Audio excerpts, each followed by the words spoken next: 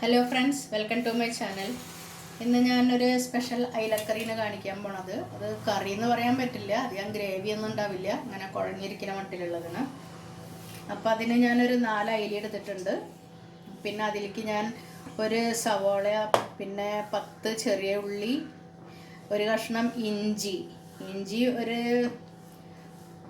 Inch നീളത്തിലുള്ളൊരു ഇഞ്ചി, പിന്നെ ഒരു 10 വെള്ളുള്ളി, 10 ചെറിയ ഉള്ളി, 6 വെളുത്തുള്ളിയുടെ 6 അല്ലി, പിന്നെ നമ്മുടെ ചെറിയ ഉള്ളി ഒരു 10 എണ്ണം, ഒരു കാന്ത, പിന്നെ ഒരു 1.5 ടീസ്പൂൺ മുളക് പൊടി, 2 ടീസ്പൂൺ മല്ലിപ്പൊടി, ഒരു 1/4 ടീസ്പൂൺ മഞ്ഞൾപ്പൊടി. അപ്പോൾ മുളക് പൊടി ഞാൻ മിക്സാക്കിയതാണ്, എരിവുള്ളത് എരിവില്ലാത്തതും, എരിവിനനുസരിച്ച് നമ്മൾ ചേർക്കുക. പിന്നെ ഞാൻ ഒരു 3 കഷ്ണം കുടംപുളി വെള്ളത്തിലിട്ട് വെച്ചിട്ടുണ്ട് കഴുകിയിട്ട്. പിന്നെ ഒരു നാളികേരം മുറി, ചെറിയ മുറിയുടെ കുറച്ച് പാലെടുത്ത് വെച്ചിട്ടുണ്ട്. പിന്നെ കുറച്ച് ഉലുവ വേണ്ടി വരും. പിന്നെ ഞാനിത് കോക്കനട്ട് ഓയിലാണ് ഉണ്ടാക്കുന്നത്. നിങ്ങൾക്ക് ഇഷ്ടമുള്ള ഓയിലിൽ ഉണ്ടാക്കാം. കോക്കനട്ട് ഓയിൽ ഉണ്ടാക്കിയാൽ കുറച്ചും കൂടി കൂടുതൽ ടേസ്റ്റ് ഉണ്ടാവുക. അപ്പം ഞാനത് എങ്ങനെയാണ് തയ്യാറാക്കണമെന്ന് കാണിക്കാം. ആദ്യം നമ്മൾ ഈ അരച്ച് വെച്ചത് എണ്ണ ഞാൻ ഒഴിച്ചിട്ടുണ്ടായിരുന്നു, അത് ചൂടായിട്ടുണ്ട്. അപ്പോൾ അതിലൊഴിച്ചൊന്ന് എന്താ പറയുക, ഇതിൻ്റെ എണ്ണ തിരിയണ വരെ നമുക്കൊന്ന് ഇളക്കിയെടുത്തിട്ടുണ്ട് വരും ചെറുതായിട്ട്. ഇനി ചെറിയ തീയിൽ എണ്ണ ചൂടായി കഴിഞ്ഞത് ഇട്ടതിന് ശേഷം ചെറിയ തീയിൽ വെക്കണം, അല്ലെങ്കിൽ ഇത് കരിഞ്ഞു പോവും.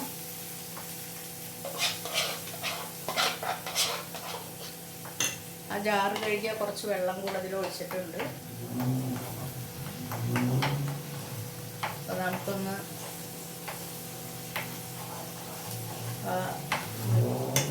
കുറച്ച് ഉപ്പിട്ട് കൊടുക്കാം. ഇതിൽ എണ്ണ തിരിയുന്നവരെ എങ്ങനെ എടുക്കണം. അപ്പോൾ കുറച്ചൊന്ന് മുളകിൻ്റെ കുത്തു ഇതൊക്കെ ഒന്ന് പോയി കിട്ടും. ഉപ്പിടുക. പിന്നെ നമ്മൾ പുളി വെള്ളത്തിലിട്ടിട്ടുണ്ട്, അതും കൂടെ ഇതിലേക്ക് ഒഴിച്ചു കൊടുക്കാം.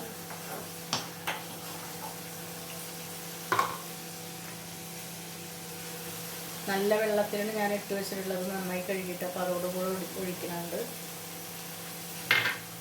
ഇത് ഗ്രേവി അധികം ഇല്ലാത്ത കാരണം ആദ്യം പുളി ഇടണം, എന്നാലേ കുറച്ച് പുളി പിടിക്കുകയുള്ളൂ. അതിന് ആദ്യം പുളി ഇടണം.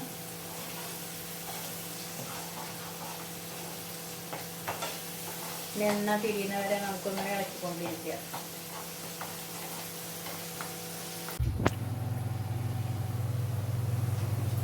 ഇതിലെ വെള്ളമൊക്കെ വറ്റി കുറച്ച് എണ്ണയൊക്കെ തെളിഞ്ഞു തുടങ്ങിയിട്ടുണ്ട്.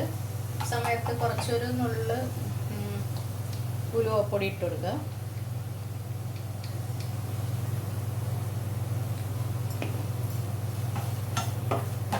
കുറച്ച് കറിവേപ്പില ഇടാം. ഇതിലെ പുളിയൊക്കെ നന്നായി ഇതിൽ പിടിച്ചിട്ടുണ്ട് ഈ ഗ്രേവിയിൽ.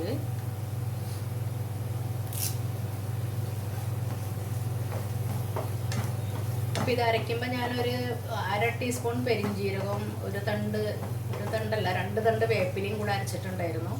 അത് ഞാൻ പറയാൻ വിട്ടുപോയതാണ്. ഇനി ഇതിലേക്ക് ഈ അയില നമുക്ക് വയ്ക്കാം. കുറച്ചങ്ങനെ ഒരു സൈഡിലേക്ക് വെച്ചിട്ട് ബാക്കി കുറച്ച് നിരത്തിയിട്ട് അതിൻ്റെ മേലെ അയില വയ്ക്കാം.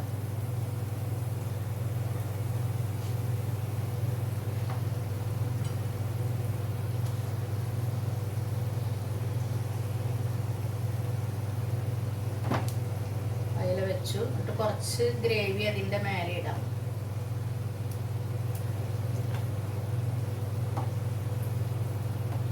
അപ്പോൾ ഇതിൽ ഓയിൽ തീരെ കുറവാണെങ്കിൽ കുറച്ചും കൂടി ഒന്ന് ഒഴിച്ചു കൊടുക്കാം. അതിൽ കുറവ് എടുത്തിട്ടുള്ളൂ, നിങ്ങൾക്ക് വേണമെങ്കിൽ കുറച്ചും കൂടി ഒഴിക്കുക. ഞാനത് പൊതിഞ്ഞിരിക്കുന്ന പോലെ വെച്ചിട്ട് നമുക്ക് ചെറിയ തീയിൽ 2 സൈഡും വേവിച്ചെടുക്കാം.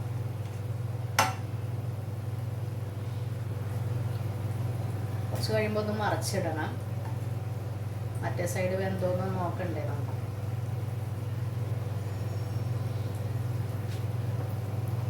ചെറിയ തീയിൽ വെച്ചാൽ മതി, അല്ലെങ്കിൽ പിന്നെ കരിഞ്ഞു പോകും.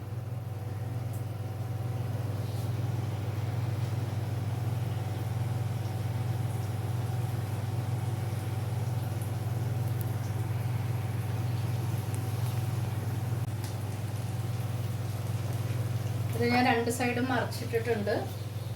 അപ്പോൾ 2 സൈഡും വെന്തിട്ടുണ്ട്. അപ്പം ഇനി ലാസ്റ്റ് നമുക്ക് ഈ നാളികേരപ്പാലൊന്ന് ഒഴിച്ചു കൊടുക്കാം. ഇതിൻ്റെ മേലെ കൂടെ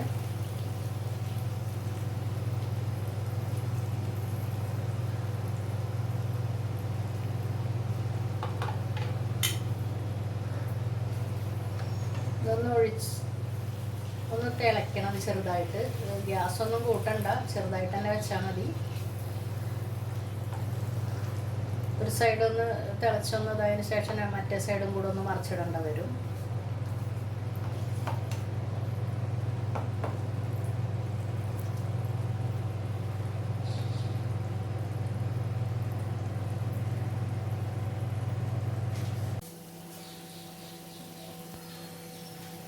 ഇതിൽ ഒഴിച്ച നാളികേരപ്പാലെല്ലാം വറ്റിയതിലത്തെ എണ്ണയൊക്കെ അങ്ങനെ തെളിഞ്ഞു, അങ്ങനെ കുഴഞ്ഞിരിക്കുന്ന പോലെയാണ്. ഇതാണ് ഇതിൻ്റെ ശരിക്കുള്ള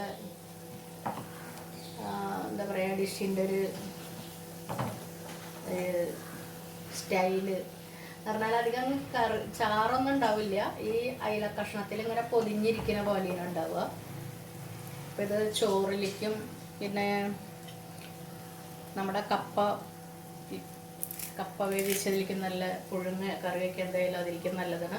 ഈ ലാസ്റ്റ് ഇതിൻ്റെ മേലെ കൂടെ കുറച്ച് കറിവേപ്പില ഇടുക, 1 ടീസ്പൂൺ വെളിച്ചെണ്ണ ഒഴിക്കുക.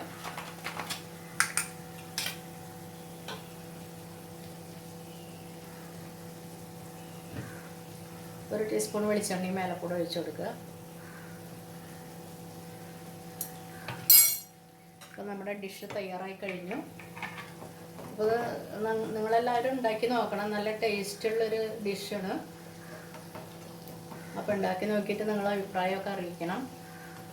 എല്ലാവരും ഇഷ്ടപ്പെട്ടു എന്ന് കരുതുന്നു. ഇഷ്ടപ്പെട്ടെങ്കിൽ നിങ്ങളെല്ലാവരും ലൈക്ക് ചെയ്യുക, ഷെയർ ചെയ്യുക, സബ്സ്ക്രൈബ് ചെയ്യാനും മറക്കരുത്. മറ്റൊരു വീഡിയോയുമായി വീണ്ടും എത്താം. Thank you.